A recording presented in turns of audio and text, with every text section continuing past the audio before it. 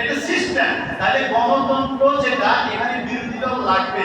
এখন আমি যদি ভাই আপনি চাইছেন আমার কাছে ভোট গাছ মার্কা ভোট, উনি চাইছে আমার কাছে মানে তাপমাত্রা মার্কা মার্কা ভোট, আপনি ইসলামী দল সে ইসলামী দল, আমি ভাই বলছি যে এবার ভোট গাছে দিব, তাপমাত্রায় আমি কোনো ভোট দিতাম না।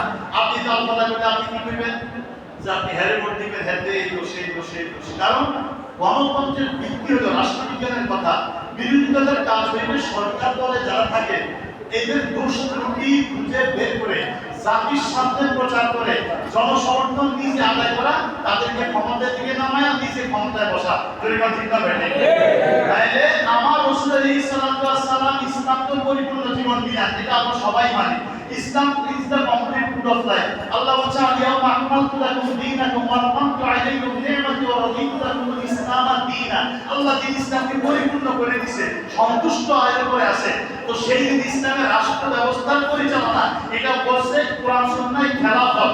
খেলাফত ইসলামিক খেলাফত। এই ইসলামিক খেলাফত থেকে সরে এসে আপনি ইহুদি খ্রিস্টানদের প্রবর্তিত গণতন্ত্রে আসবেন। যেই গণতন্ত্রে মুসলমানদেরকে দুই দল করতে হবে, তিন দল করতে হবে। এই গণতন্ত্রের দুইটা আজকে মুসলমানদের মধ্যে ইসলামী সংগঠন হলো 68টা।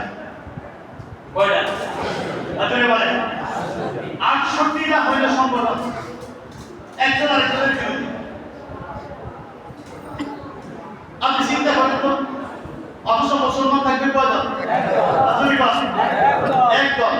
শশীদের যে একটা দল, এইটাকে যত রাজনীতি করে এই মানে এর পক্ষে ওনার বিপক্ষে এমন কিছু আছে?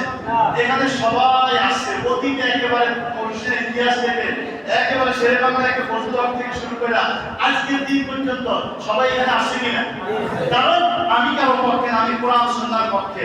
যারা ভালো করবে আমার সমর্থন পাবে, আর আমার কাছে আসবে হেদায়েত দাও, সঠিক পথ দাও, সঠিক শিক্ষা দাও। এটা তো দেখতে যত ইসলাম সবই আসে, সবই এক জায়গায় আসে। সেটা তো শশীনা শশীনার আরেকটা দল তারা করে না, তোমরা ইসলামী রাজনীতি করে না, ইসলামী রাজনীতি করে না। আরেকটা ইসলামী রাজনীতি হইল দুই দল হয়ে গেল। তোমরা তো আগের দল হয়ে রয়েছ, তো কোরআনের খেলাফ হয়ে রয়েছ।